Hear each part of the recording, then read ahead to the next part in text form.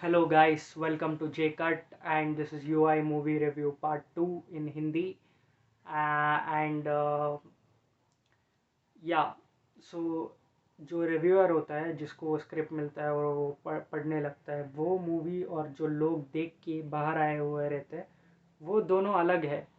और वहाँ जहाँ से वो स्क्रिप्ट का जो रिटर्न पार्ट स्टार्ट होता है वो यूआई वर्ल्ड, जहाँ पे सारे दुनिया को एक जगह बसने की कोशिश किया है।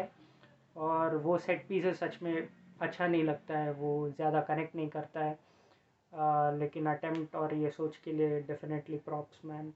और वो ज़्यादा कनेक्ट नहीं करता है, एंगेजिंग नहीं करता है। फॉर एग्जांपल वो टेम्पल का जो डिज़ाइन है वो भी कुछ मतलब ऐसा फील नहीं देता है, अच्छा नहीं लगता है।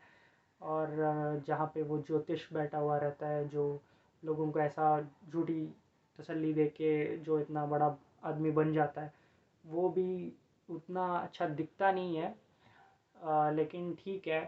अ, उसके साथ साथ स्टोरी आगे जाती है और वो जो कल्कि कैरेक्टर है वो एक्चुअल में कल्कि नहीं है।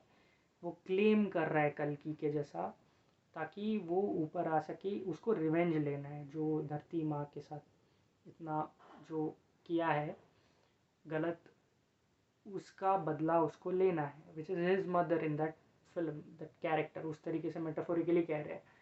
तो मेटाफोरिकली कह रहे हैं धरती माँ, और वो आने वाला है, वो डिस्ट्रॉय करना चाहता है। एंड वो अच्छे लोगों को भी पकड़ता है ताकि इनके वजह से कहीं ये जगह अच्छा परिवर्तित ना हो जाए। तो उसके लिए वो आके सब तहस नहस करना चाहता है। तो वो जो बड़े लीडर्स होते हैं उनको लस्ट का और ग्रीड का दिलासा सब उनमें भरा पड़ा रहता है। तो वो सब दे के उनको डिज़ायर से भर के वो उनसे ऊपर का पावर लेता है और सब डिस्ट्रॉय करने लगता है। जब हायर कॉन्शियसनेस रीच होके जो सीक्वेंस है जहाँ पे सत्या लॉक्ड रहता है, तो उस जगह से वो बाहर निकलता है लिटरली। उसके लिए क्या करना चाहिए?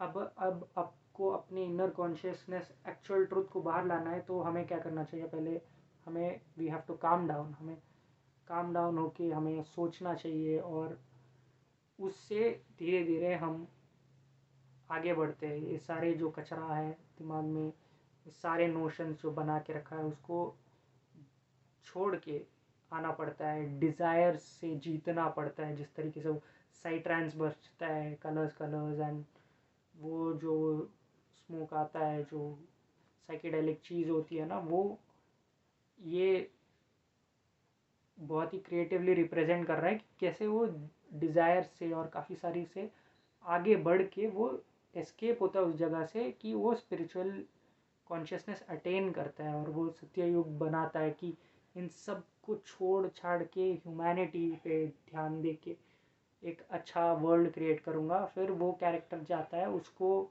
भी डिस्ट्रॉय करता है ये कह के कि जब कुत्ते के पास कोई क्वेश्चन करता है कि तेरा कोई रिलीजन नहीं है, कास्ट नहीं है, तो वो कुत्ता कौन सा है? वो कुत्ता ये ब्रीड का है। अगर तुम एक एनिमल को जनरलाइज कर सकते हो कास्ट के तरह, तो तुम लोगों में क्यों नहीं है वो करके?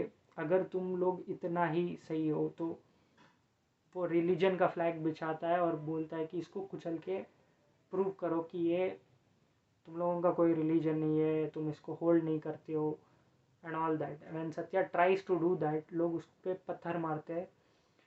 तो ये एक तरीका है, मेटाफोरिकली कह रहा है कि इवन दो अगर बाई चांस कोई निकल के आता है कि मैं ट्रुथफुल रहूँगा, मैं सही तरीके से सही रास्ते पे चलूँगा, फिर भी लोग ये उस तरीके के इंसान को, उस तरीके के समाज को बनने नहीं देते।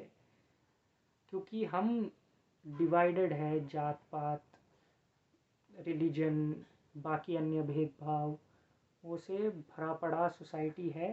उसके लिए हमको अपने आप को सही करना पड़ेगा और प्रेजेंट में रहना पड़ेगा और हमको एलिवेट करना पड़ेगा और एक्चुअल सेल्फ को बाहर निकालना पड़ेगा। अगर कोई ऐसा करता है तो कैसे सोसाइटी इसको दबाता है, तो वो एक कांस्टेंट लूप है इस सोसाइटी में जिसको वो दिखाया है। इसीलिए वो एंड कार्ड लगाता है वहाँ पे थिएटर में कि एंडलेस है।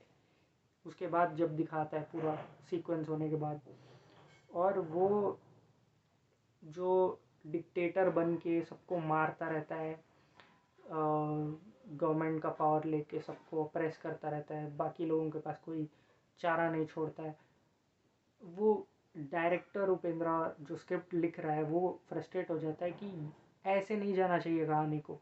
तो वो आप कैरेक्टर बाहर आता है और डिस्कशन चलता है जो वो अपने आप को क्वेश्चन कर रहा है, अपने डार्क साइड को, कि यू नो और वो डार्क साइड कहता है उसको सब सारी बातें, कैसे लोग लोगों को गवर्नमेंट ये कर रहा है, लोग कैसे चूतिया बन रहे हैं, सब हो रहा है। और तब वो कहता है कि यही सारी चीज़ें मैं दिखाना चाहता हूँ लोगों को। एंड ही सेज कि ये सब लोगों को पता है, फिर भी ये लोग इसी में रहना चाहते हैं, लोगों को कोई और मसीहा चाहिए जो आके सब ठीक करे। वो ये चीज़ें वो खुद में बदलाव नहीं लाना चाहते, वो सोचना भी नहीं चाहते बदलाव लाने का, एंड ऑल दैट थिंग्स। और वो कहता है कि नहीं, मैं ऐसा होने नहीं दूंगा। और वो स्क्रिप्ट फेंक के वो जाके वही वो थिएटर में भी बोलता है कि आज तक तुम लोगों ने रियल चीज़ों को रील में देखा है, रियल चीज़ों को रियल में देखा है, लेकिन रियल चीज़ों को रियल तरीके से देखने के लिए रेडी हो या नहीं करके रियल चीज़ों को ऐसे ही पोर्ट्रे करता है थिएटर्स में, जो हमको उतना नहीं दिखाया गया है, लेकिन वो दिखाया गया है लोगों का रिएक्शंस और वो जिस तरीके से रिएक्ट करते हैं। इन एक्चुअल वर्ल्ड में भी ये मूवी देख के करण आदर्श के जैसे ही बहुत सारे लोग कंफ्यूज हो रहे हैं। तो ये अलग अलग लोग अलग अलग पर्सपेक्टिव्स खुलेगा ये मूवी देख के, वही इसमें दिखाया गया है।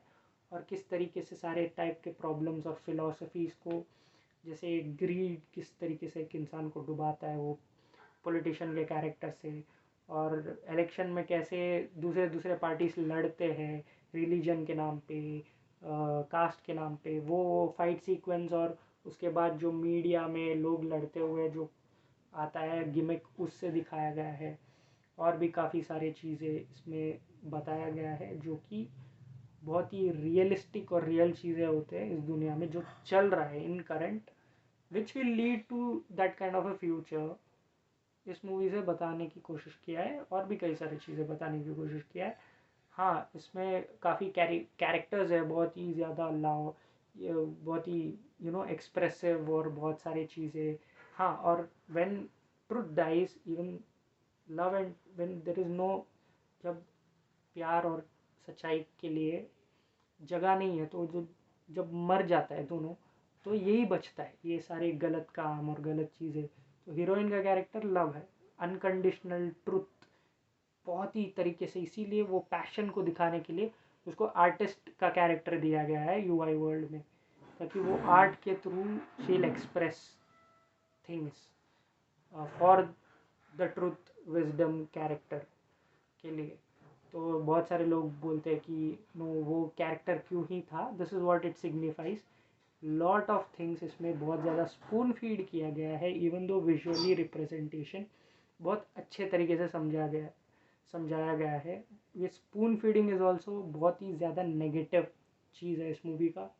वीएफएक्स नेगेटिव पॉइंट, वो जो बिल्ड किया है वर्ल्ड, उसमें से काफ़ी सारी चीज़ें वो लगता नहीं है जो वो दिखा रहा है, समझ तो गए लेकिन वो फील नहीं होता है।